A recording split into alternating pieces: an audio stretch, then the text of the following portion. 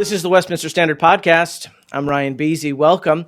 Well, it is another fall, and that means early decision deadlines are fast approaching, and college tours are in full swing. And today I have with me two veterans of Christian higher education, President Ike Reeder and Dr. Jesse Ryan. Welcome, gentlemen. Thanks for being on the program. Thanks for having us, Ryan. It's great to be here. Well, both of you are returning guests, so why don't we do some brief introductions? Where are you currently serving? Jesse, I guess we'll start with you. Well, thanks, Ryan. Really appreciate the opportunity to join this conversation today. And Ike, it's really great to be with you. So I currently serve as Executive Director of the Center for Academic Faithfulness and Flourishing, or CAF, which is an independent research center supported by American Reformer. Our mission is to empower Christian colleges and universities to advance their faith-based missions, to equip campus leaders with the resources necessary to flourish in our present age. And finally, we want to encourage broader support for what we believe are unique and valuable institutions of higher education. I also serve as the editor-in-chief for Christian Higher Education, an international journal of research, theory, and practice, which is the leading academic journal that is dedicated to the empirical study of Christian institutions of higher education. One final note, earlier in my career, I held faculty and administrative positions at three faith-based colleges: Grove City College, Duquesne University, and North Greenville University. And I also directed the research programs for two national higher education associations in Washington, D.C., the Council for Christian Colleges and Universities, or CCCU, and the Council of Independent Colleges, or CIC. Great, and you've attended both Grove City and Hillsdale, as well as some school over in the United Kingdom, as I recall. Yes, that's right. Founded in about 1100 or something. And Ike, you are the president of the Birmingham Theological Seminary? Yeah, I ain't got a list like Jesse. I'll tell you that much. Matter of fact, after hearing all that, Jesse, let's talk to you more offline about some ideas and opportunities. That sounds fantastic, man. What a great remit for work, especially CAF. I'd love if our dear listeners will pardon me for saying this, that Jesse, I would like to talk to you offline. We've actually just launched a new MEd program here at Birmingham Theological Seminary, and part of that is in the wake of Covenant College actually shutting down their MEd program this past year. We're actually leaning into the distance-based version of the MEd program and whatnot. So I actually would really, I'm going to text you after we're done with this for us to chat more about that CAF and everything else. So, wow, what a fantastic time. Yeah, my name is Ike Reeder. I have the privilege I'm mostly known as being Harry Reeder's son. That's pretty much my principal moniker throughout the PCA and our Presbyterian and Reformed circles, but which I wear as proudly as possible. I've been the president of Birmingham Theological Seminary for the last 7 years. I'm in my 8th year. I think it's my 8th year as president. Prior to that, I was the national director of church relations for Covenant College for 4 years. I was in ministry in the business world for a time before that. And then I had a 14-year career as a high school and college teacher and college professor as in the literature field. I was an English teacher and professor. And so that background, working in several different state universities, just as adjunct. I mean, certainly not, anything particularly special, but mostly teaching freshman comp and introduction to literary studies and whatnot, and then taught here in Birmingham at Southeastern Bible College for 3 or 4 years as well, teaching English. But obviously my work with Covenant College, I'm also a graduate of Covenant College as well. And so back in the 90s. So, and my father, of course, deeply committed to Christian education, worked very closely with Covenant's president 3 terms ago, Dr. Neil Nielsen. And in fact, we have what I think is really an outstanding chapter in the Festschrift we did in my dad's memory of his passing a year and a half ago, A Pastor's Heart, where Dr. Nielsen worked through literally dozens of talks, lectures, sermon series on Christian education and formative Christian worldview development. And needless to say, Briarwood Presbyterian here, where we are housed institutionally, we're our own entity, our own 501c3, but we report directly to the session of Briarwood institutionally. Briarwood's deep commitment to Christian education with Briarwood Christian School, one of the 5 largest residential Christian schools in the country. So we have a long, deep, and rich tradition of thinking about the uniqueness and the remit, the mission and the vision of what Christian education can be and should be in our society. So that would be my background bringing into this conversation. So, but yes, thank you. So both of you have deep roots in Christian education, both on the secondary and higher tertiary levels. Jesse, last time you were on the program, you laid out 2 different types of Christian colleges: the umbrella and the confessional relationship. Can you give us a brief overview of what those terms mean? I think they're very helpful as people consider what kind of a college do I want to attend. Sure. Yeah, I'd be happy to. When we look at the universe of religiously affiliated colleges and universities in the United States, the diversity and approaches can be really overwhelming. So I've found it helpful to apply certain frameworks for classifying Christian institutions. And the distinction you mentioned, umbrella versus systemic, was made initially by former Wheaton College president Dwayne Litfin. In his book, Conceiving the Christian College. So here's how these 2 models differ. The umbrella model of Christian higher education provides a Christian canopy under which 2 different groups can coexist within the same institution. One group is a critical mass of voices that represent the sponsoring tradition of the college. And the other group is a diverse collection of other voices that respect the broad educational mission of the institution, but nonetheless represent competing religious or even secular perspectives. So generally speaking, most Catholic and mainline Protestant colleges follow some form of the umbrella model. Now, in contrast, the systemic model of Christian higher education engages the academic disciplines from a particular intellectual point of view, namely that of the sponsoring Christian tradition, and it employs faculty exclusively from that tradition. So this policy of hiring only professors who are professing Christians has been one of the hallmarks of evangelical higher education, which employs the systemic model. One other thing that I think it's important to note is that not all systemic institutions are the same. Some require students to be professing Christians. Others simply require that students respect the college's rules and religious tradition. Some require students to sign a lifestyle covenant that governs both on and off-campus behavior. Systemic institutions also vary on the number of chapels that students are required to attend each week and the total number of credit hours that every student must complete in Bible or theology in order to graduate, regardless of major. But the common thread that runs throughout systemic institutions is their intentional efforts towards nurturing Christian character and spiritual growth among their students, and exploring the implications of the lordship of Christ across every area of academic inquiry. And not necessarily one is better than the other. You have to understand where each college is coming from, whether it's an umbrella or systemic institution. Hillsdale, I think, where you studied, would be an umbrella institution, whereas Covenant College or Grove City College would be systemic. And you can get a fine education at either place, but it's a matter of what am I looking for and what do I need to be aware of on campus and in terms of campus life. So I think those are very helpful categories. And as we think about Christian higher education, there's an ongoing conversation within among Christians about government accreditation, both for umbrella and systemic type schools. And so that could be a touchy issue. Jesse, when you were the assistant provost, or were you deputy provost at Grove City, I think one of the things that you were working with was that Middle States accreditation review or reaccreditation.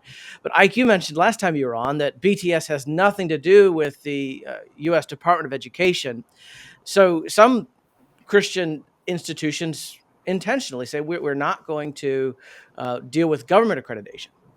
So, can you give us some background as to how that decision was made and and how that has worked? Yeah, the school has been accredited for 20 years, I think. Yeah, BTS has. yeah, it's a great question. If I can, though, I'm going to ask your permission to take one step back, Jesse, to those distinctions. And I mean, that's incredibly helpful. And obviously, I've read the work before and aware of them. Um, I think one of the things that's really interesting, and this may come back up in later elements of the conversation, but I wanted to just draw it out very briefly right here. What's interesting is that schools, while having either umbrella or systemic approaches, I think what's been fascinating over the last 20 years is watching schools that we would consider to be systemic, and then certainly in the Presbyterian and Reformed traditions, we would take that systemic word, as you have mentioned already, Ryan, and shift that to even more than systemic, confessional in our approach, to the educational project, and present as confessional or systemic, but then seek a desire to be more akin to an umbrella organization. And I think it's very important that parents recognize what a school says it is in and of itself requires some element of interrogation. If you're saying you're a systemic institution, what are the standards that you have put in place relative to ensuring that systemic continuity, that systemic cohesiveness in your faculty, in your teaching practices, in your curriculum, et cetera, et cetera. Now, that actually leads into, I wanted to back up to that partially because it leads into BTS's position on accreditation. Many times you've heard, I mean, I certainly knew this was the situation when I became president, where people ask, I've heard that BTS is not an accredited institution. What we often mean when we say accreditation is that we're looking for government recognized accreditation or government recognized organizations that are saying what you're doing is valuable, that you have met certain standards, and those standards are important, and everything that goes along with those accrediting bodies. To be clear, BTS is not anti U.S. Department of Education. We're not anti varieties of accrediting processes and different accrediting organizations. But because of the way that BTS chose to operate from its inception in 1972, where we committed to never own buildings, where we committed to partner with local universities and colleges for library resources, where we committed to utilize the pastor-professor model for our faculty, well, those things do not generally align with the U.S. Department of Education's broad standards that revolve around ensuring the financial integrity of an institution based on whether the number of students can support and sustain certain number of faculties, resources, and, to be quite honest, the general overhead of an institution's budget, which, when last I did some of the research on this, the average overhead of an ATS, the Association of Theological Schools, the average overhead of an ATS school budget, and overhead, which means stuff that's going to buildings, maintenance, not operations, but to actually just the upkeep of the physical material elements of the institution, sits somewhere in the neighborhood of 40% of the budget. Wow. BTS recognized, because we were working with students that were often in ministry, bivocational, had families, old people coming back to school for all the way back in 1972, recognized that we're never going to be able to hold or support a tuition rate that would be able to do that. They made decisions to offload certain things in our partnership with local churches to where we were going to be barred from what we would think of as traditional accrediting processes. Now, that did exist from 1972 to the mid 1990s. Somewhere in that mid 1990s, especially with the launch of Greenville Presbyterian Theological Seminary in the early 90s, a few of these types of schools came together and said, we need our own accrediting body. And what we're interested in is accrediting academic and theological standards and general fiscal standards, but not mandating the manner in which the school must meet its fiscal requirements. It just has to produce evidence of right and proper fiscal management. So we're not interested in like, can the school calculate a full-time equivalent, number of students? Because a full-time equivalency number doesn't really mean anything to BTS, because 95% of our student body are part-time students, or in doctoral programs where they're designed to be for people in vocational ministry or work, or B, the full-time students we have, even those are really more categorized as like a 3/4 time, because they're still working and ministering in the local church. So the U.S. Department of Education, we were not opposed to the U.S. Department of Education. We just said we need an alternative accrediting model. And so Right. BTS, Greenville Presbyterian, and another school that's no longer in existence came together in the late 1990s and said, all right, let's take everything that's academic, maintaining academic and right and proper graduate and postgraduate level academic standards. Let's add reformed theological standards, putting us into that systemic and confessional model. And then let's give the schools the right to communicate clarity on their financial management. And let's start our own. And that's how ARTS was formed. And we are now in 1999. So we're actually going to be in Baltimore for our annual board meeting, and we're going to be celebrating our 25th anniversary as an accrediting body. But it was a self-accredited accrediting body. That transitioned in about before I became president. This was 10 or 11 years ago, where the board decided to pursue CHIA accreditation, which is the Council on Higher Education and Accreditation, which is a body that's non-governmental that accredits accrediting agencies. So ATS holds CHIA accreditation, for instance, as well as recognition by the U.S. Department of Education, as well as they accredit over 150 accrediting bodies in North America alone. That process probably would have been done a lot earlier, except two things happened.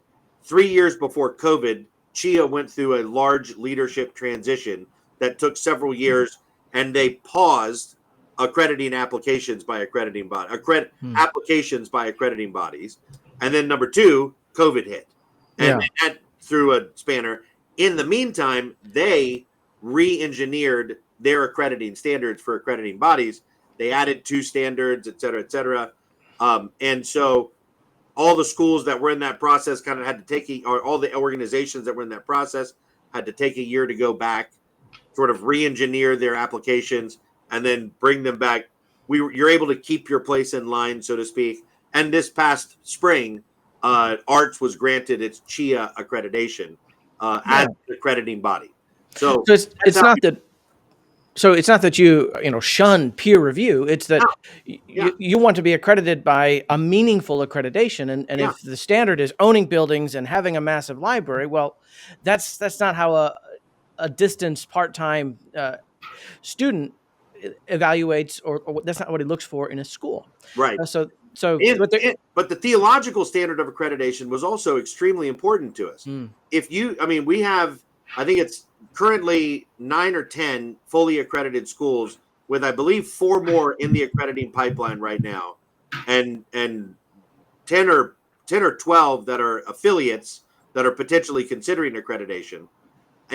But here's the thing: if you go to an art school, you might disagree. We've got Presbyterian, we've got Baptist, we've got non-denom, etc. But what you do know is that every faculty member at any one of those schools has to sign annually a statement that says that they adhere with limited exceptions to either the Westminster Standards, to the London or Philadelphia Confession of Faith, to the 3 Forms of Unity, or to Helvetica Confessions. And so you're going to be in a school that's going to have some cogent consistency and cohesiveness across the board when dealing with the Reformed theological and intellectual tradition. Now, there's going to be differences in application and teaching methods and everything else, but we want that. That's what we wanted to do, was have a standard of theology as well as the academy. Right. Well, Why is distinctive and robustly Christian higher education unique and important for the people of God? Both of you went to Christian undergrads, so obviously it was important for you when you were selecting, or at least maybe it wasn't. Now maybe that's just where you went because that's where your friends were going. I don't know, but why I went to now? play soccer is why I You went. went to play soccer, but now I Jesse, became a you're Christian, but I became a Christian when I was 21 while I was there. Wow, praise God. But Jesse, the Center for Academic Faithfulness and Flourishing is trying to encourage that. Why is it important? Why niche in society do Christian colleges fill that can't be filled by a technical state school? Great question, Ryan. I think that distinctly and robustly Christian higher education should be a very important concern for the church. And this is because Christian colleges are essentially parachurch Mm. organizations that perform a function that the church cannot perform on its own. They bring resources and expertise together to train the next generation for various professional callings.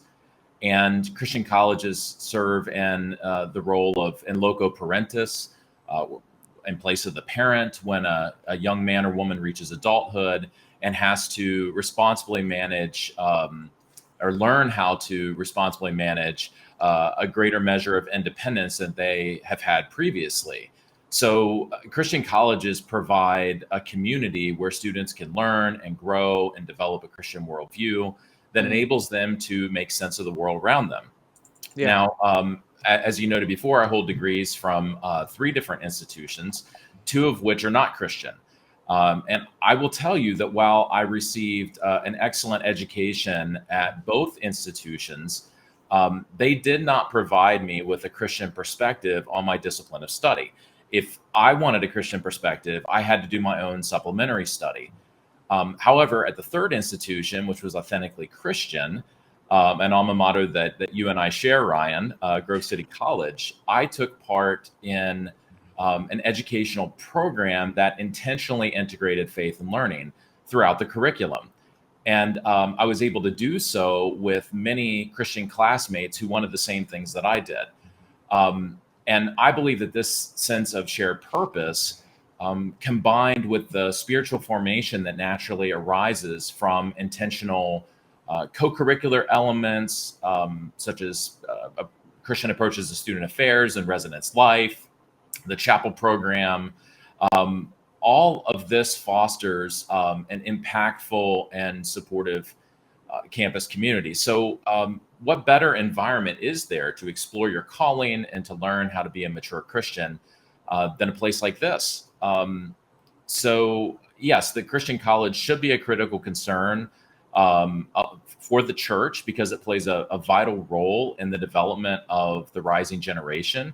And those students will eventually exercise leadership in our culture and society and in the church as our future artists, doctors, businessmen, lawyers, statesmen, homemakers, deacons, elders, pastors, all the different kind of key elements of society.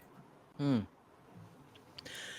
And so there are more opportunities for the Spirit to work, as IQ mentioned, being converted there on the campus at Covenant College to develop these understandings and enrichment of the spiritual life. So you would both say that while a Christian college isn't necessary in order for a young man or young woman to become a mature Christian, there's certainly a help to faith or a help to sanctification.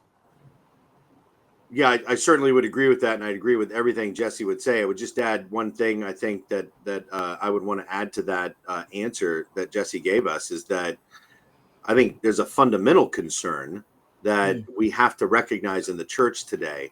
As Jesse mentioned, the colleges and loco parentis. What two fundamental concerns that I would just like to add to Jesse's answer again. I appreciated everything that he brought to the fore, and I think that was an excellent comments. The college does focus, so it does operate in that sense in loco parentis. As a matter of fact, I think my time at Covenant College when I was there in the 90s, that was one of the things they did very well. I was on disciplinary probation for 7 of my 9 semesters while I was there. But But isn't an undergraduate degree 8 semesters it, typically? it is. I took an extra semester to finish my Victory student lap. teaching. Well, I took an extra semester to finish my student teaching Yeah. because I spent part of that time studying in England as well at one of those old schools.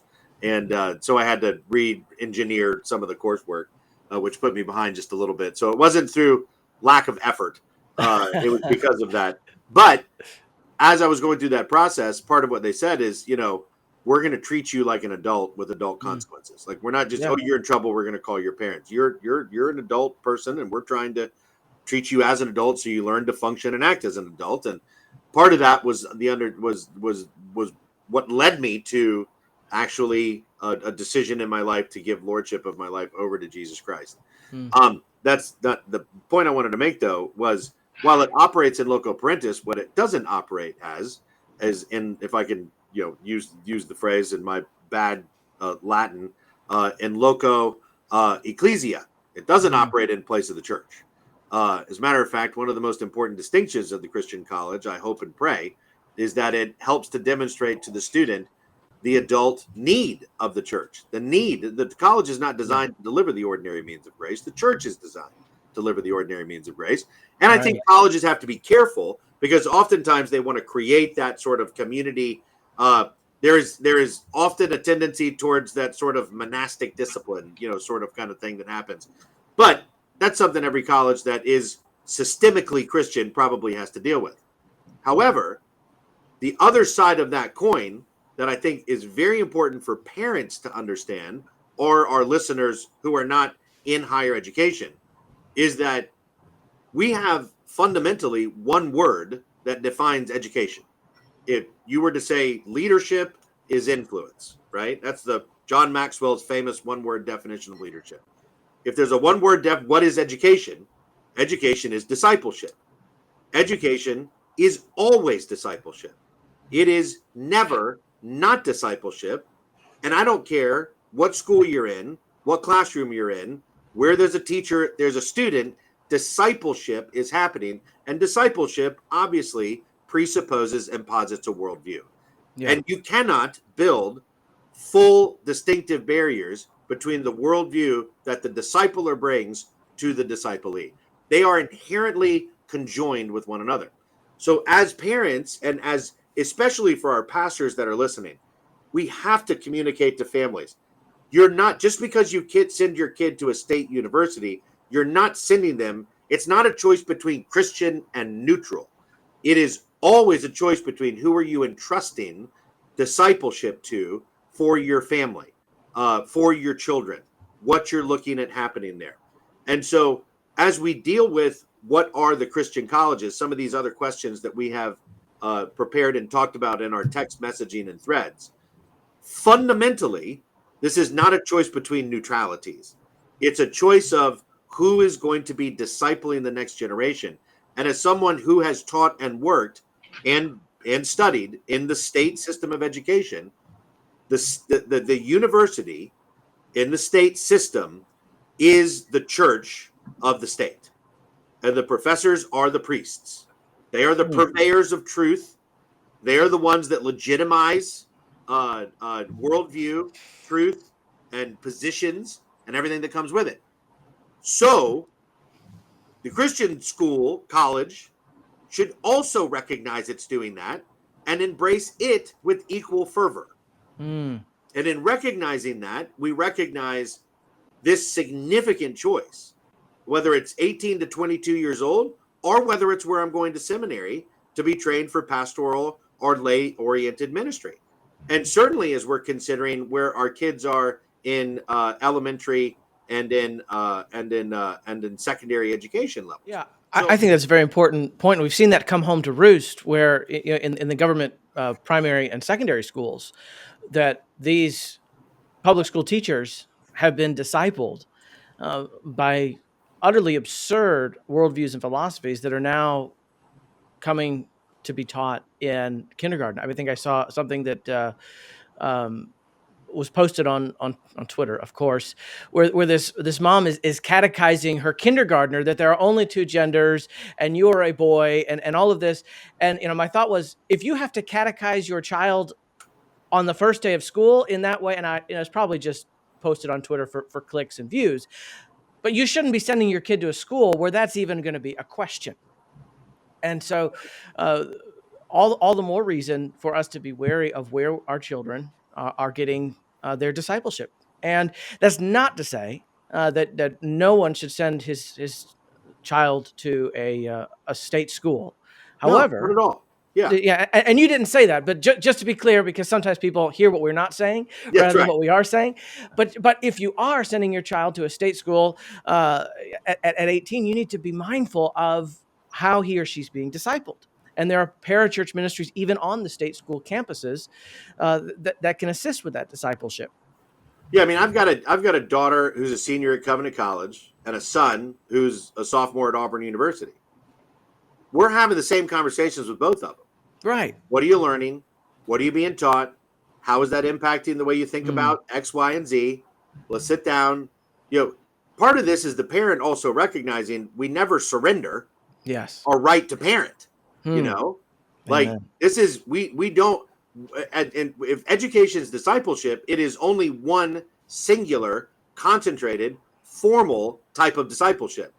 We as the parents, if you're talking from the parental perspective, recognizing we have the primary right of discipleship for our families, and then we want to most closely partner with the local church and its means of discipleship through the ordinary means of grace. Then we get to decide where our students get to go for our children get to go for formalized discipleship. Well, in the year 2026, as we think about education, and that leads to demographics, the training of young people, the year 2026 is a critical turning point demographically for this country. I think the year 2008, that recession, so that's 18 years past the 2008 recession. So there was a precipitous decline in the birth rate that year. Well, how are Christian colleges, Jesse, you may be well suited to answer, how are Christian colleges preparing for that demographic cliff? Yes, I think that those of us serving in higher education have been waiting for the industry to go over this so-called demographic cliff for a few years now. It's a concept that was popularized by Carleton College economist Nathan Graw back in 2018. He wrote a book called Demographics and the Demand for Higher Education. And what he showed is that after 9/11, people in this country started having fewer children. And so as a result, when the generation following 9/11 reached college age, there are fewer students that are available to enroll in higher education. So basic math suggested that higher ed would have enrollment declines beginning around 2020, but then COVID hit. And that caused a number of students to take a gap year and kind of delay their entry. And then colleges benefited, many of them from financial support from the federal government to offset losses from the pandemic. So we got a little bit of a reprieve during that time. And then the kind of pent up demand from some of the students that decided to hold off on entering higher education during the pandemic kind of provided a bit of a boost to keep things level on the whole. But then we are about to experience a significant drop. I would say that the reason this is really a problem is private colleges, smaller private colleges, which many Christian colleges would fall in that group. They're like 70% tuition dependent on average. So 70 cents out of every dollar that goes into the operating budget comes from tuition and fees and room and board. Wow. And so, even relatively small declines in enrollment can be cause for significant budget cuts. Yeah. And one of the things that you had mentioned in our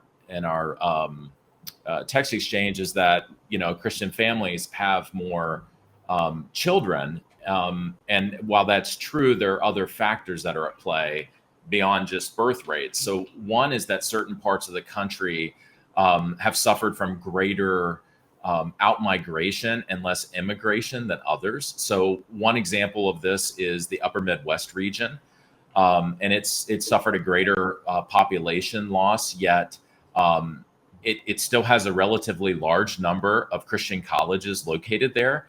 So, for example, in Illinois, there are 10 CCCU institutions. In Minnesota, I think there are 6 CCCU institutions. So, while the student demand has declined in this region, the educational supply there has stayed constant. Right.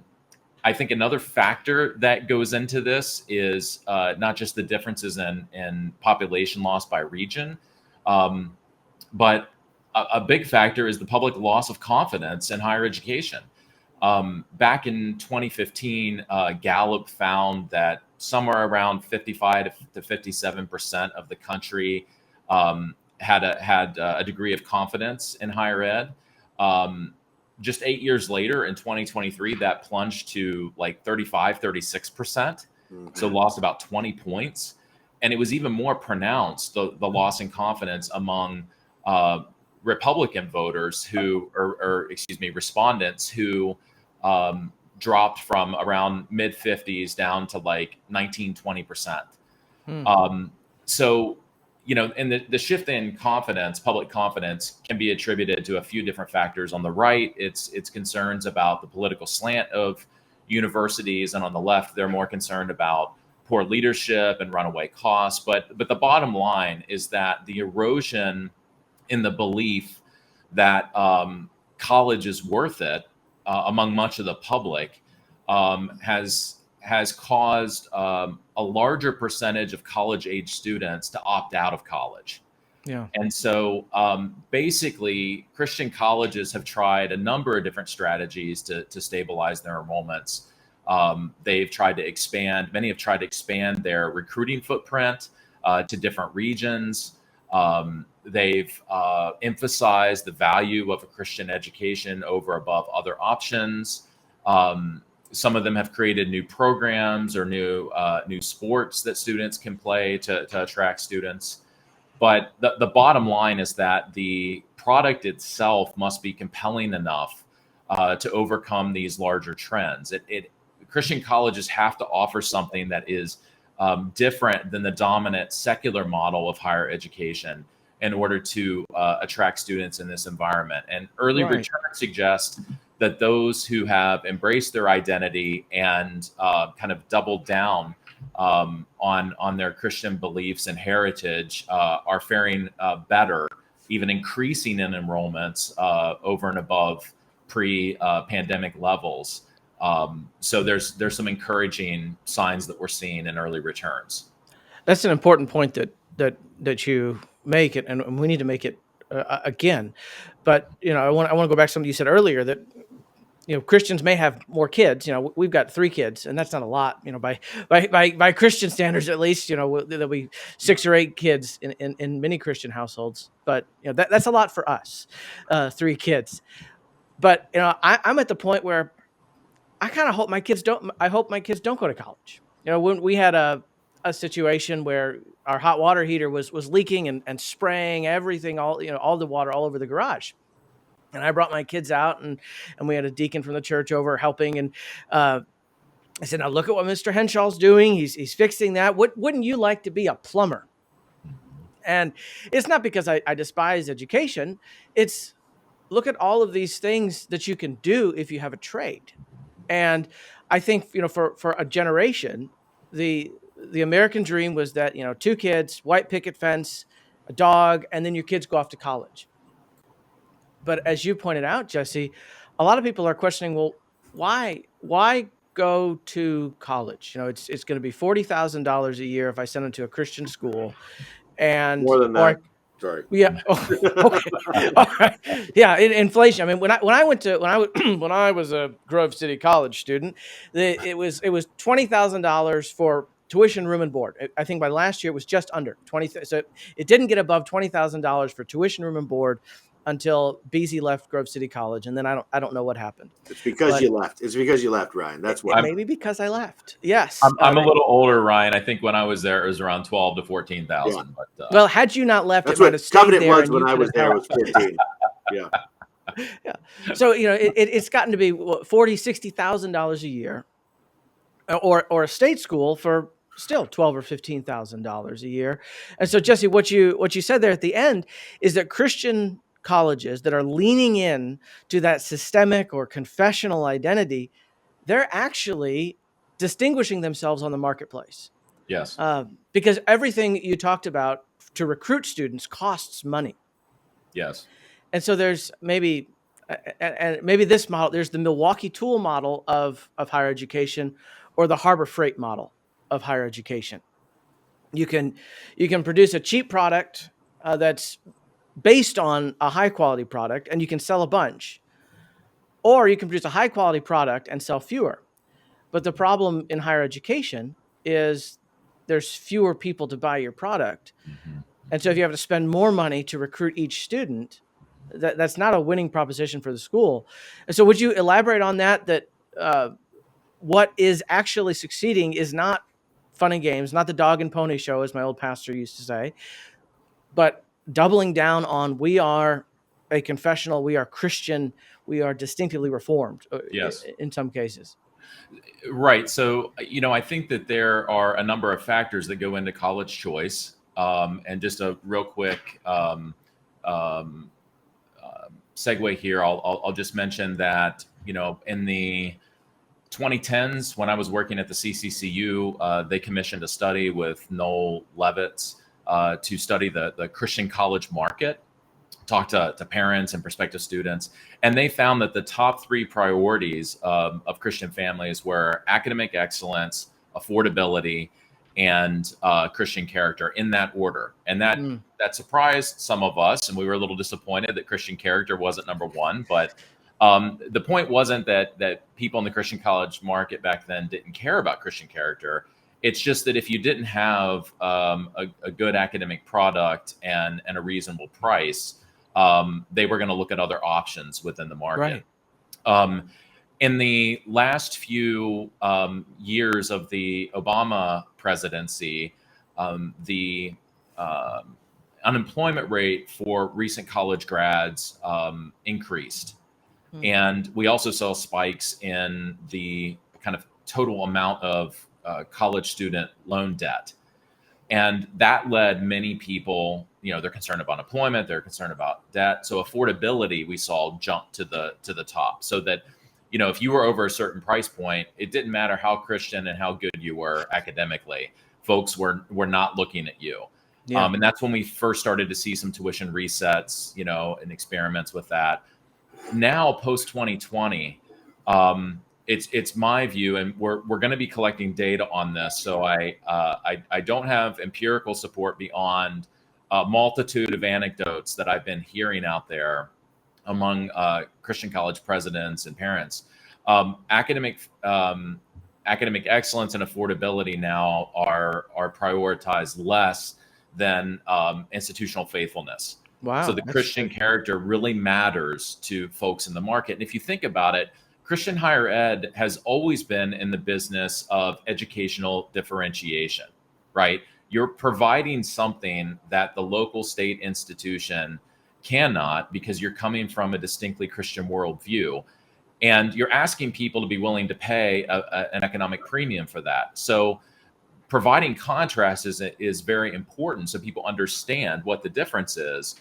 And we're seeing with the concerns out in the market among parents and families with so much of higher education is still swimming in the deep end of wokeness, as it were, and folks are just saying this is not a good educational environment for students to learn and grow.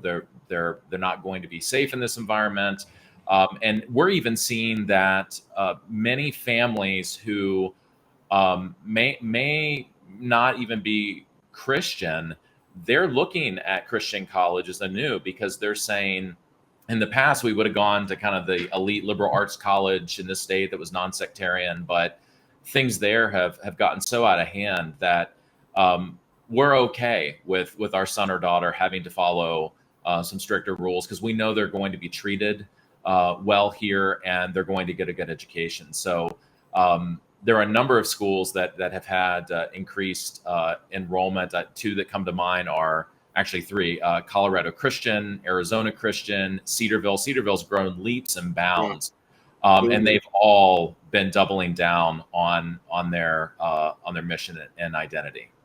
I keep hearing great things about Cedarville, especially, and what they're doing.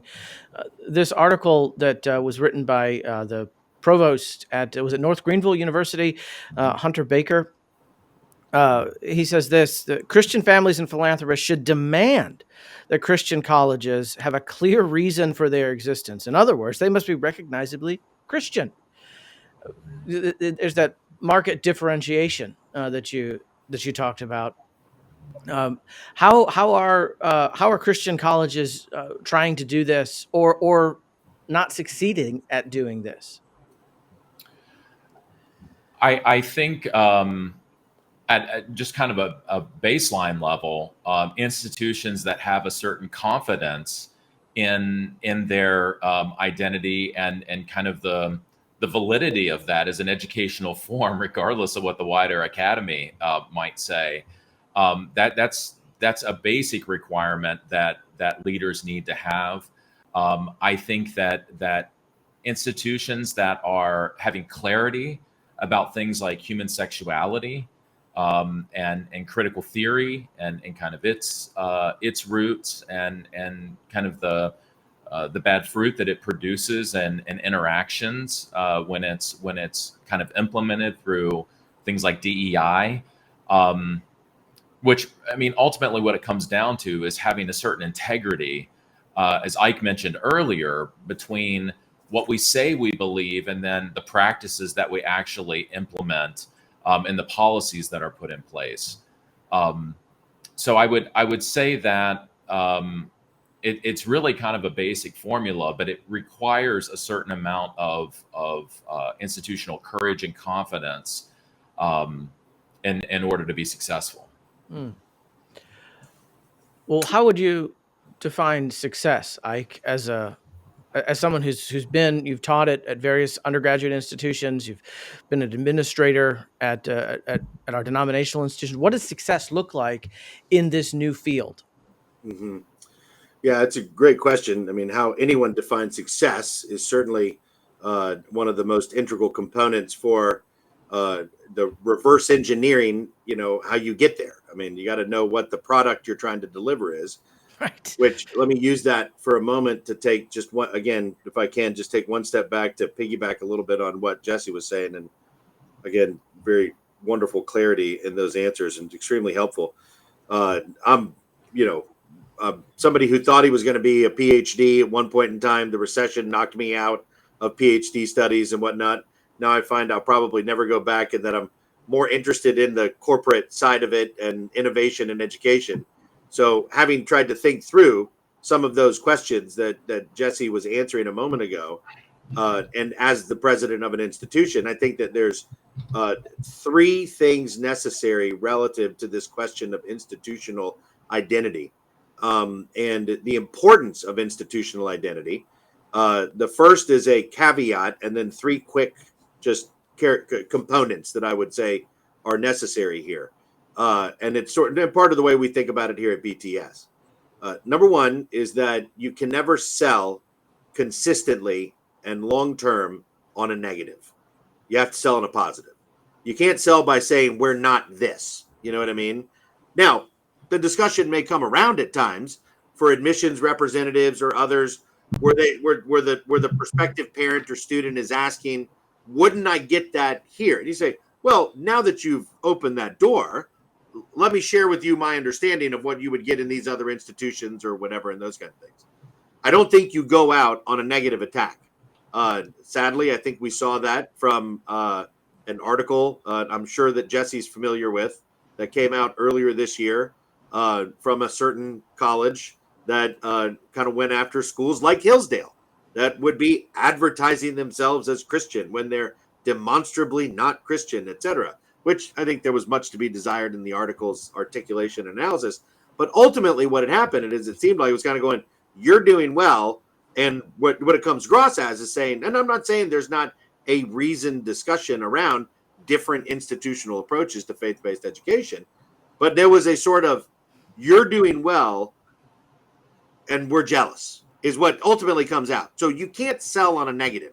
That means you have to understand what you are and what you're doing and why you're doing it. So you need three things. Number one, you need clarity. You need visional clarity. Who are we? Why are we doing it? And what makes us unique in the doing of it? And obviously, in the terms of vision, where do we want to be as we do this going down the road? But visional clarity is only as good as the person who's standing up talking about it is able to actually implement it institutionally.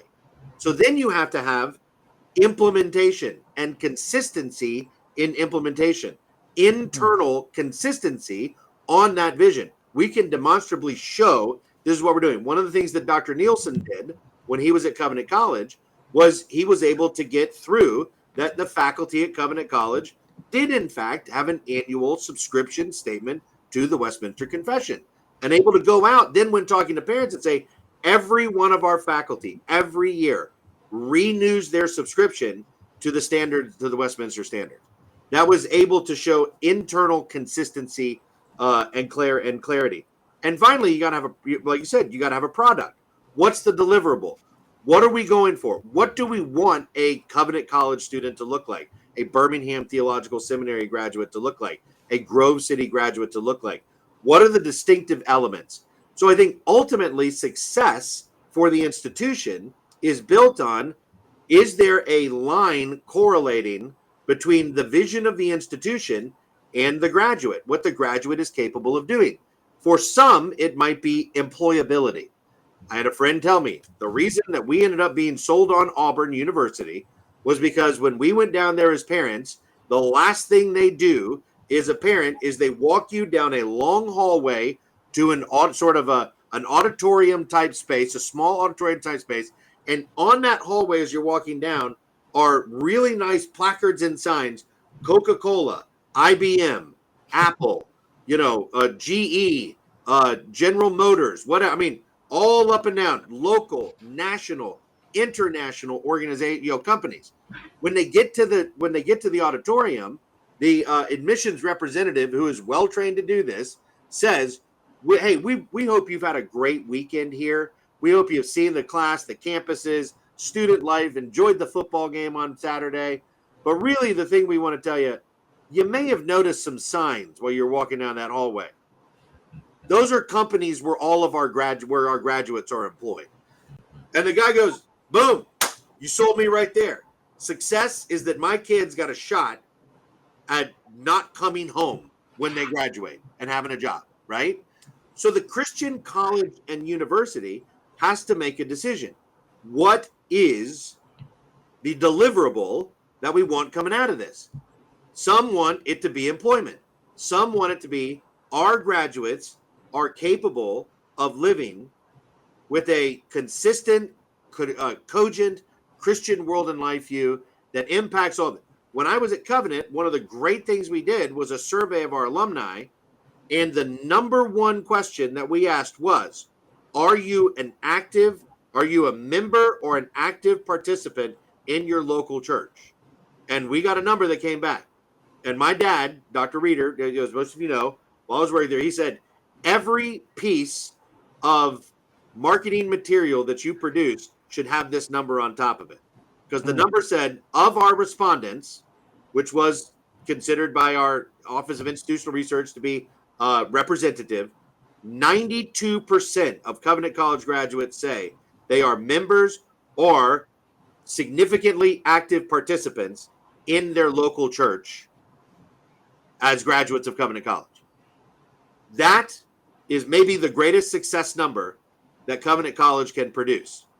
That our graduates walk out going, the life of the church is vital to my existence as a Christian and as an active participating member of my family, my community, and my workplace. You have to determine what success is.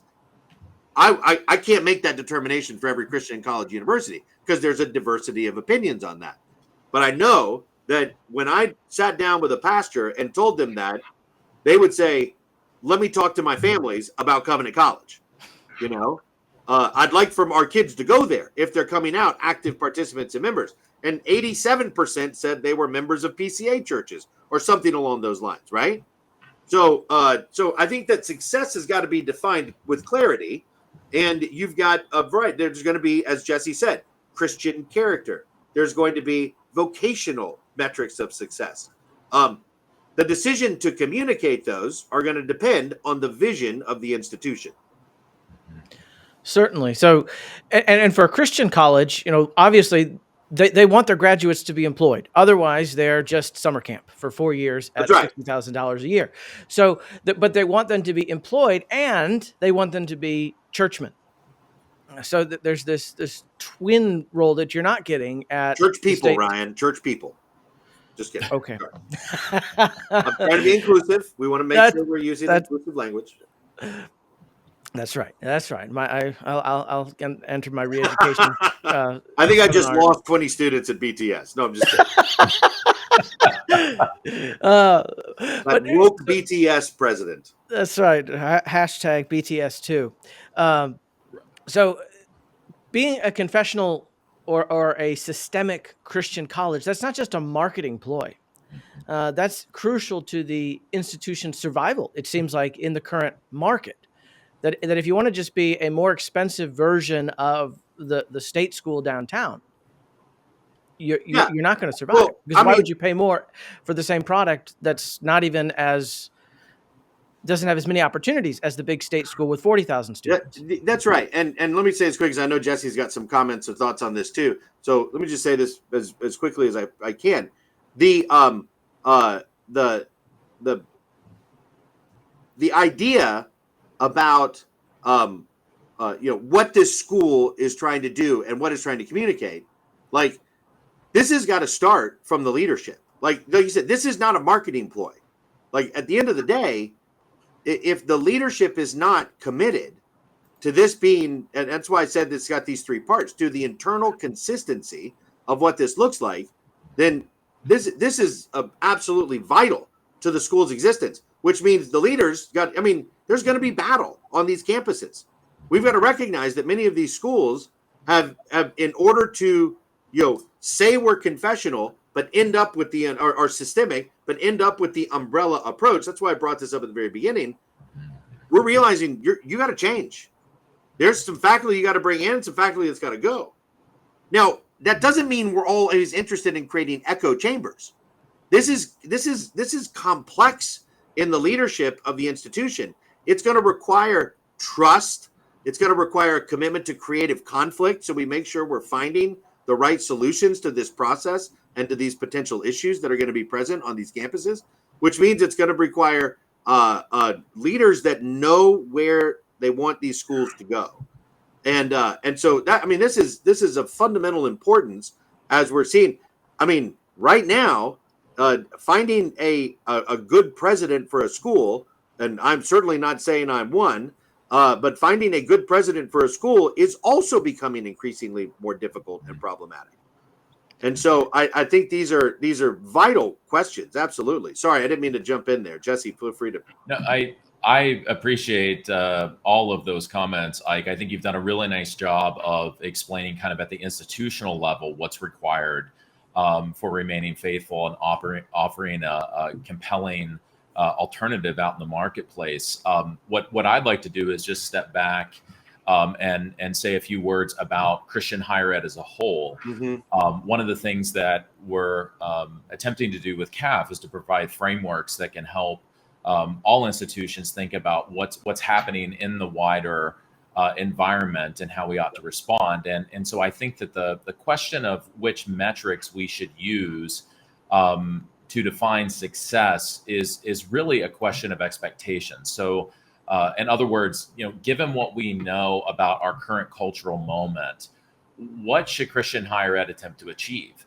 I've argued elsewhere in a white paper called Meeting the Moment for CAF that we need to reconstitute Christian higher education for the cultural moment that we find ourselves in. And I think the first step in this process must be a recommitment to institutional mission and identity. Now, while I believe that the Christian college should always endeavor to pursue academic excellence and remain open to engagement with the wider academy, I believe that now is the time for us to turn inward and audit the degree to which we are being faithful to our founding missions. We can do this by asking a few questions. Do members of our campus community have a deep understanding of our Christian mission? Have we integrated intentionally the mission throughout all aspects of the institutions? Have longstanding traditions that are grounded in mission become rote or stale? Do they need to be reinvigorated? Also, have we unwittingly adopted any so-called best practices from the wider academy that could undermine our ability to achieve our Christian mission? These questions get at the heart of an institution's commitment to its mission. And I think that that commitment level is important because in order for us to flourish in this cultural moment, Christian higher education is going to have to boldly present an authentic alternative, one that's theologically grounded both at its core and in its practices.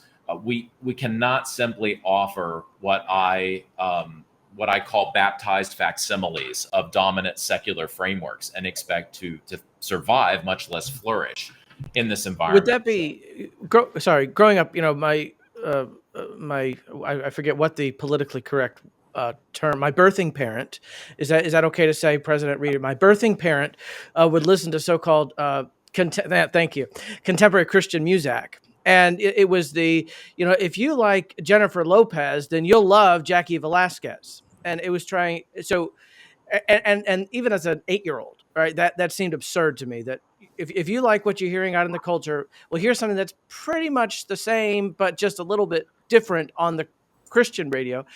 Are you saying that sometimes Christian colleges will try to do that? If you like the college experience, well, here, come get a Christian version of that. Mm-hmm. Yes, that's certainly a phenomenon that takes place on Christian college campuses. I'm thinking more in terms of the faculty and knowledge production in the academy is a social process. Peer review is a major part of it. Your colleagues have to essentially agree with the quality of what you produce in order for you to be able to present at conferences or publish in journals.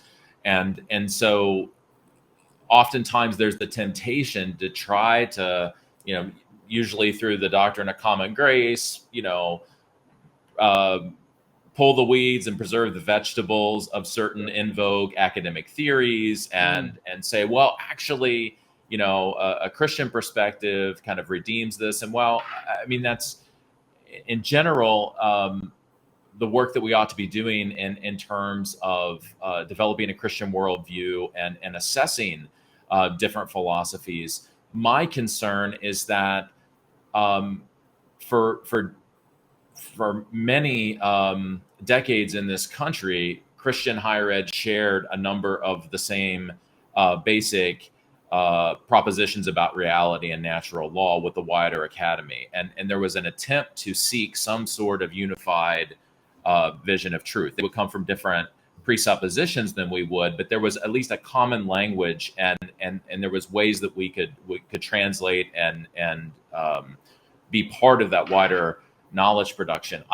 That opportunity has, in my view, severely diminished with kind of the practical push into postmodern philosophy and critical theories and the kind of illiberal turn that we've taken in higher education with censoring and deplatforming and cancellation. And so I guess my larger point is that I think that scholars within the Christian academy should find their meaning ultimately in integrating faith and learning in their academic disciplines for the Christian academy.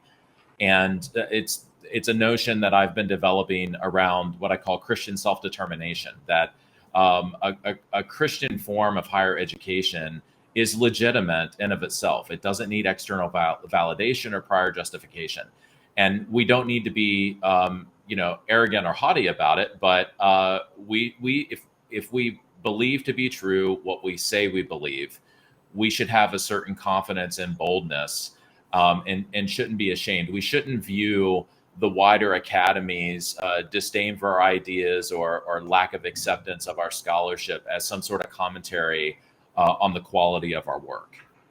I cannot not jump in on what Jesse just said, and because, man, that right there is the vision that we need to catch for Christian education. Like, I could not agree with you more, Jesse, for two reasons. One is, as we already talked about, the nature of the alternative. What else exists out there? Just today, there was an article in the Chronicle of Higher Education that is. I mean, I've got it pulled up. I saw it this morning. I was like, well, that's funny. That came up today. It is the professorate's politics problem. Conservatives are rare in the academy. Does it even matter? Does it matter? Is the question. Which is piggybacking on an article from Stephen Tellis in the Chronicle of Higher Education. This is the Bible of higher education in America. Right. This is does it even matter? They poll 8 faculty or 12 faculty, somewhere 8 to 12 faculty in a variety of schools. And the vast majority of the responses are, in fact, the academy is too conservative. It's not illiberal enough, is the argument that's being made here, right? One of the elements of the arguments is that the reason we don't, let conservatives go out and create their own echo chambers of their, things like Ron DeSantis is trying to do in Florida, or what Ben Sassi was doing before he stepped down, down there, or other private institutions. Obviously, a lot of what places like Hillsdale have done. But part of the reason those have generally struggled in certain ways is because exactly what Jesse's saying. Academic credentialing is a social project. It requires, I need validation and confirmation from the secular academic community in order for me to feel like, and we've taken things like Christian Scholars Review, other journals that are, have equal validity in the academic space. And you get somewhere sitting underneath there is the Christian scholar that's saying, yeah, but I haven't really been accepted out there yet. And on the one hand, I understand that. We want scholars that are producing and publishing and affecting the broader academic community. But on the other hand, we have to recognize that what we have to sacrifice in order to get that is a whole other problem. This is not dissimilar at all to the issues facing seminaries today.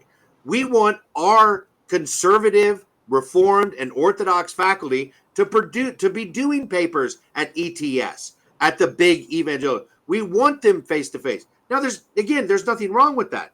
The question is, are our institutions set up in such a way so that we fundamentally allow the professor to be able to engage in those projects and conversations without sacrificing the fundamental values and composition of the institution that we're trying to create, maintain, and sustain? Because we believe that the fundamental values of the institution are actually life-changing. They are transformative to the individual, and then through the individual to cultural transformation. And so Jesse's point is so vital that it's time. We are well past postmodernism. We are well into the age of narrative. We're well into the post-structural or post-Christian movements where we're dealing with. Yes, we want to preserve the fundamental values and those kind of things of Christian society and those kinds of elements. But we're also at a point where, and I'm not arguing for the negative world approach. We're not going to bring Aaron Wrenn into this conversation. This is not a reference to that. But we are at a point where I believe education, it is vital for educational institutions to say all projects are on the drawing board right now. We need to go back and look at the fundamental presuppositional values and projects and what we want to produce, and then say how we get there needs not be based on that's the way we've done it in the past. It's time to bring those, and you look online and you say, I also believe that the fundamental nature of the academy is changing. The tenured faculty, the cost on society, the cost on those things are disappearing as well. I think we're going to be moving actually back to a medieval model of patronage. Obviously, in our Patreon, what do people do for you, Ryan? They subscribe to your Substack. This was unthinkable 10 years ago. It was unthinkable that somebody would personally subscribe to an academic or somebody engaging in cultural identity and actually go like, I'll pay you $10 a month to read what you're writing, right? That's a patronage model. There are so many realities that are fundamentally shifting that it's time for us to sit down in the Christian education space and say, let's rethink this. I'm sorry, Jesse. I just had to add to. No, I so appreciate your comments, Ike, and Aaron Wren is a colleague of mine at American Absolutely. Reformer. So if we want to bring him in, I'm all right with that. Yeah, that's right. That's all good. but I do have one other very quick comment. I promise, Ryan. I know we need to move on, but there was a comment that Hunter Baker made in the essay that you referenced, the World Opinions essay, where he said that institutions that are more faithful and committed to Orthodox Christianity, it kind of cuts both ways. That it could be difficult to get students in some ways, and also faculty that are willing to affirm certain elements of orthodoxy. I've already spoken to the my view that students are going to come if you're faithful and if you're clear about who you are. That there's a real hunger in the marketplace for that kind of option. But to kind of piggyback on a few things that Ike said, I'm actually less bullish about our ability to recruit faculty. Yes. And mainly it's because Christian higher education still suffers from a lack of capacity in graduate programs. And this means that most professors who teach in the Christian academy were trained by a secular guild. I mean, present company included, right? So Christian colleges have to be very intentional about onboarding new faculty and supporting their professional development and the integration of faith into their academic disciplines. And we also need to do more to come alongside graduate students who are being trained by secular universities, but who ultimately want to teach on a Christian college campus. This is an area that CAF intends to explore further to help develop greater capacity out in the future as some of our current projects come online. So, the point Jesse just made about graduate students. Obviously, I run a graduate school, so now it's a Christian seminary training for pastoral ministry, but oh my gosh, there's so many things here. Jesse, obviously, we're going to have our own Zoom talk, sometime in the next couple of weeks here. But it's been such a pleasure to meet you and hear what you're doing. I've got a couple of axioms as the president of the institution that I go by. And Jesse, Ryan, we've talked about some of these before. But for seminaries, for instance, I believe that most seminaries teach about 20 years behind, but universities teach 20 years ahead. The people that are graduating from universities are who you're going to pastor. So we end up producing people trained for ministry that are with a 40-year gap between what they're trained to handle and challenge. Now, that doesn't mean that we go back and re-engineer the entire seminary curriculum, because there's the fundamental orthodoxy we want to maintain. But we have to build systems that allow for nimbleness in education. I think that's also important because the seminary graduate student and the secular institution graduate student, we need more instances where those are interfacing with one another in such a way that there's information being brought back and forth. But also, so number one, I highly endorse that project. And if we decide to do something, Jesse, if I can ever be helpful, let me know. But the second part of this is this other thing that happens. Dr. Dan Doriani's teaching our Wednesday night free hermeneutics class here at Briarwood and BTS right now. We had over 70 people show up last night. Number one, there's a deep hunger to learn, right? So that's just wonderful to see that many people showing up for a seminary class on a Wednesday night as part of midweek at Briarwood and BTS. But as we talked about hermeneutics, one of the points that I was making with the class, I had to teach it because Dr. Doriani's out of town. He'll be back and he'll do a much better job than I could. But one of the points I made is that hermeneutics is not Bible interpretation. Hermeneutics is just the theory and practice of interpretation. In the seminary, we talk about hermeneutics relative to the Bible itself. How do we interpret scriptures and how do we interpret God's word? So as I was talking to him, I said, like, what is the biggest thing? I mean, we've got parents, we've got high school kids in there, college kids in there. What's one of the biggest things? It's already been mentioned one time, that what's one of the biggest things that you're concerned about culturally? And it was, the rise and the dominance of critical theory the rise and dominance of critical theory, because they don't know how to describe what it is. Right. That is the hermeneutic of our culture. Well, thank you, Ryan. That's exactly what I told them. I said, do you know what critical theory is? It's a hermeneutic approach to interpretation, which also, of course, posits a worldview that presupposes that interpretive theory and practice. So we need more people trained in hermeneutics, not less people trained in hermeneutics. This is not the project of just the pastoral exegete of the text. It's the product of the church member exegeting the biblical text. We need more people understanding what this is and the practice is. Now, why do I tie that into what we're talking about right now? Because I'm sitting there. We had like the first hours for like the audit and the average attender, and the second hour is more deep dive into what the graduate student needs to know as we go further. And I'm sitting and I'm having a conversation with the graduate students at the end of the night, and we got into more. They had some questions about just general critical theory, of course. And I said, we actually have a class for that. We do a special topics in public theology, Christianity and critical theory class. But let's talk about it a little bit. One of the guys, as he's leaving, goes, man, I wish someone had taught me this in my undergraduate program. And I said, you know what? I'm glad they didn't. Because what happens, and this is why we need the fellowship that Jesse's talking about. Because what happens is Christian graduates of Christian schools, and this is what happened to me at the University of Alaska Anchorage for my MA in literature. When I got to grad school, after 6 years of teaching high school, coming out of what was fundamentally at the time a great book sort of curriculum, what I learned how to do, I learned how to read, and I read widely. I led massively in the English program, and of course with the Western civilization sort of background that characterized Covenant, certainly at that time. So when I got into secular graduate program, every other student knew they had already read Derrida, they had already read Foucault, they had already read de Man, they had already read all those Althusser and Gramsci and et cetera, et cetera.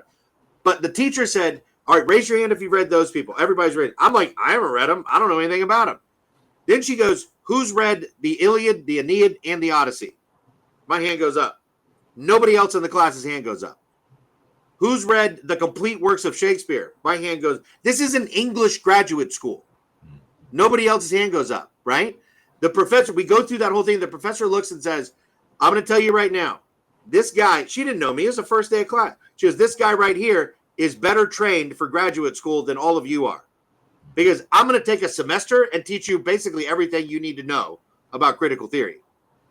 This guy's got a lifetime of reading the great works. So even when we're talking about the marginalized works, we're talking about the texts that are the oppressed texts, the oppositional texts. You got to read the originating texts in order for them to understand it. This understanding of the levels of education and the nature of the levels of education is also a vital question and conversation surrounding this rethinking Christian education in our society as well. So I'm sorry, Jesse, but you just made me really want to say those words before we got through with that part of the conversation. Well, as we do wrap up and kind of bring it in for a close, one of my goals for this episode is to equip parents and potential students to think about what kind of a college experience do I need? Not just do I want, but what do I need? And so, Jesse, especially, what is CAF, the Center for Academic Faithfulness and Flourishing, doing to equip parents and students to make a choice about a college or a university? Well, I'm delighted to share that we are in the final stages of preparation for an online Christian college guide that will include profiles for every member institution of the Council for Christian Colleges and Universities, the International Alliance for Christian Education, and the Association for Biblical Higher Education. So that totals up to over 250 Christian college campuses across the country. These institutions all have board-approved Christian mission statements, and they hire only professing Christians as full-time faculty. So they would fall under the systemic bucket of institutions. Now, there's as we mentioned before, a tremendous amount of diversity and belief and practice, even within this institutional population. So the CAF College Guide will provide independently verified, objective information that helps users understand the character of each college. Just to give you a quick overview, the guide's going to include information on across 7 broad areas. First, the basic profile, which includes kind of vital statistics like the year established, the theological tradition, whether it's church related, location, setting, degrees offered, total enrollment, kind of the very basic things that you would want to know. Secondly, institutional commitments. This section will explain whether the college has a statement of faith, and if it does, what are its components. It'll also detail employee expectations and student club restrictions on campus. The third area is inputs and outcomes. So these are very well-known metrics like admissions rate, average SAT, ACT score, undergraduate enrollment, by race and gender, retention rates, graduation rates, kind of getting at some of those outcomes that Ike mentioned earlier. Fifth, the student experience looks at student housing arrangements, intervisitation policies, student behavior expectations, diversity resources, and chapel offerings. Sixth, there is a list of the extracurricular offerings that are available at the college, whether that's varsity sports, club sports, student clubs, and Greek life, and parachurch ministries. And then the final area is academic life. So this will include information about the student-faculty ratio, Christian worldview development, undergraduate majors and minors, graduate programs, and gen ed requirements. There will also be information on the total cost of attendance, kind of financial information, average student loan debt, and so on. So I want to be clear, we're not scoring or rating or ranking these colleges and universities. Mm-hmm. We're simply providing comprehensive, accurate, and trustworthy institutional information. So the prospective families can make their own judgments as they work through their college search process. Yeah, because each parent needs to help a child pick this based on his or her own need. So what then would be a few questions for either of you that parents or prospective students should ask at that tour or at the interview day that will help them discern, is this the right college for me? Are they genuine in their systemic commitments to as an institution? I mean, I think you one thing you can do is go, well, what questions would one ask? Number one is, what are the professors doing? I mean, it's, where are they writing? Where are they publishing? Are they publishing? I'm fine if professors don't publish. I'm a teacher who doesn't necessarily want to write consistently, et cetera, et cetera. I just want to be in a classroom with students. So, can I, as a parent, come sit in a classroom? Can I, I think those kinds of questions are essential to an informed decision of parents helping their students work through where they want to go. Mm-hmm. But I think what Jesse mentioned, and Ryan, we talked about earlier, how do you, as an institution, define success? What is it for you? What do you want to see? What's your outcome? Now, can you measure it? I mean, we've got 8 student outcomes that we utilize at BTS. It's baked into our syllabi. It's every place else it goes. Obviously, that's one of the major components of accreditation is, are you teaching to something? What the success rate for BTS is that over the last 20 years, we've got a 98% ordination pass rate in the PCA. I'm not particularly concerned about whether somebody who gets a master's of biblical studies is actually doing something vocationally with it, because they can't do something. Okay. But I know that if they're in the master's of biblical studies, that's the core program. That's part of the MDiv relative to, the courses that people are taking, that the students will get the same benefit from that. We want confessional and Orthodox men standing before ordination committees to pass for that. So what is success? How do you define it? What does it look like? Those kind of things. I think those are some of the essential questions. Yeah, those are great things to consider. I'd also just add, if you're wanting to try to understand the culture of the institution, a great way to do that is to look at their list of chapel speakers from the past semester. Yes. Pick up some past copies of the student newspaper, see what students are writing about and what's being covered. Also, I mean, looking at an institution's social media channels, that's going to say a lot about what they're foregrounding and the image that they're trying to project, what they've intentionally selected. It's also good to know which churches in the area are most attended by students at the college. So that'll give you a sense of kind of preferences that students have. And so those are a few things that I would recommend in addition to the basic kind of information that our guide's going to provide and that parents are familiar with: graduation rates, total cost, percentage of students that are placed in jobs 6 months after graduation, all those things that are very common. Jesse, the one last piggyback on what Jesse just said. Again, I think those are fantastic. I love student newspaper. Ryan, we've got our own denominational curiosity about chapel speakers, don't we? That we've talked about, relative to some of our institutions. So, I mean, those are very great areas to look at. If I could just mention one other thing that you sparked when you mentioned looking at where faculty are publishing. Yeah, I think it's also important to look at your kind of mid-level administrators, especially in the student life program, and seeing where they're active professionally. A number of the large associations devoted to student affairs have become extremely progressive. And so, asking where individuals that work at the college, because you have 15 to 18 hours a week in class. The rest of the time you're with your peers and you're dealing with the co-curriculum.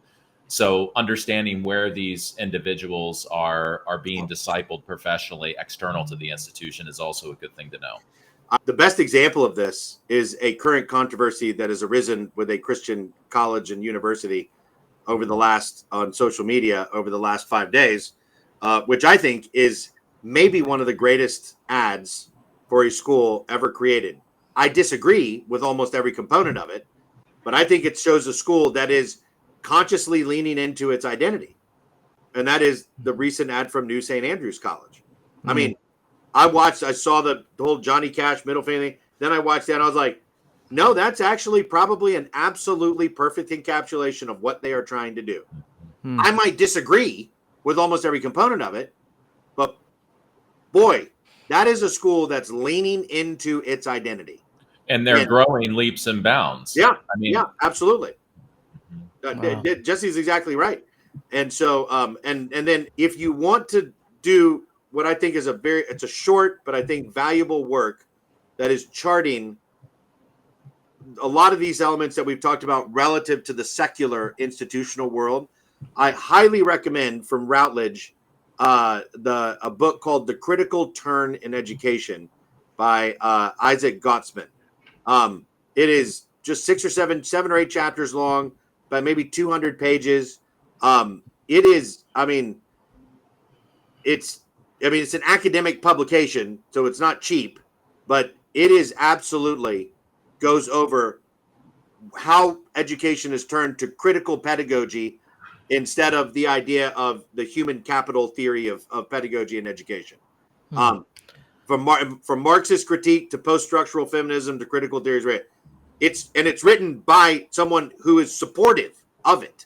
And so this isn't a Christian analysis of it. This is a secular work. This is this guy's dissertation that's now published. It's chilling to read. I highly recommend it. Well, Ike Reeder and Jesse Ryan, thank you both for being on the program and sharing your thoughts and giving us some insights to consider as folks look at colleges and the church. Thank you. Thank you, Ryan. Thank you, Jesse. Thank you. Thanks for joining the conversation on the Westminster Standard with Dr. Jesse Ryan, who is the Executive Director of the Center for Academic Faithfulness and Flourishing. You can find his organization at faithfulcolleges.org, as well as President Ike Reeder of Birmingham Theological Seminary. You can find Birmingham Theological Seminary at bts.education. Jude 3 in the PCA is the sponsor of the Westminster Standard. For additional resources or to make a donation, visit our website, jude3pca.org. Please come back again next week as I am joined by Dr. T. David Gordon and the Reverend Sean Morris for a discussion about Christian ethics and the new book by T. David Gordon, Choose Better. I'll talk to you then.